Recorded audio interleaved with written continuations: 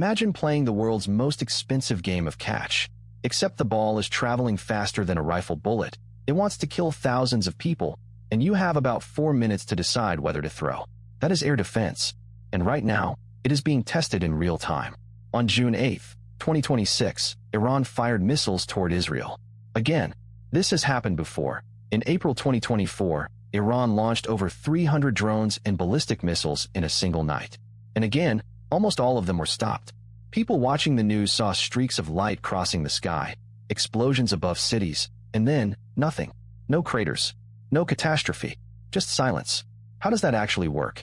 And why does it keep working? Here is the first thing that should genuinely surprise you. A ballistic missile does not fly like a plane. It arcs up into space, sometimes 1,000 kilometers high, and then falls back down under gravity, reaching speeds of around 3 kilometers per second at impact.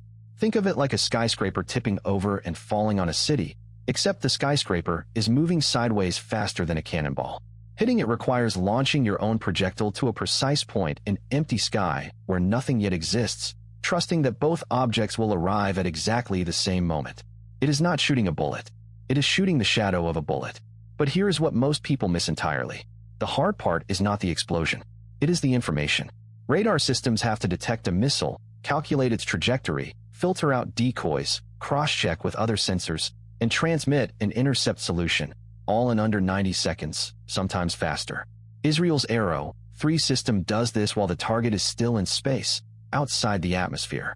America's THAAD does it on the way down. Think of it as 2 different doctors diagnosing the same patient from opposite ends of a hallway, at a sprint, using only radar pulses for eyes. The mechanism itself is almost absurdly elegant. These interceptors do not carry large warheads. They are designed to kill by collision, what engineers call hit-to-kill. A small kinetic vehicle steers itself using tiny thrusters, guided by an infrared seeker locked onto the target's heat signature. The impact at those speeds releases energy equivalent to a small explosion all on its own. It is less like shooting something down and more like threading a needle while both the needle and your hand are moving at hypersonic speed, in 3 dimensions, in the dark. The complications, though, are staggering. Saturation is the nightmare. If you fire 300 missiles simultaneously,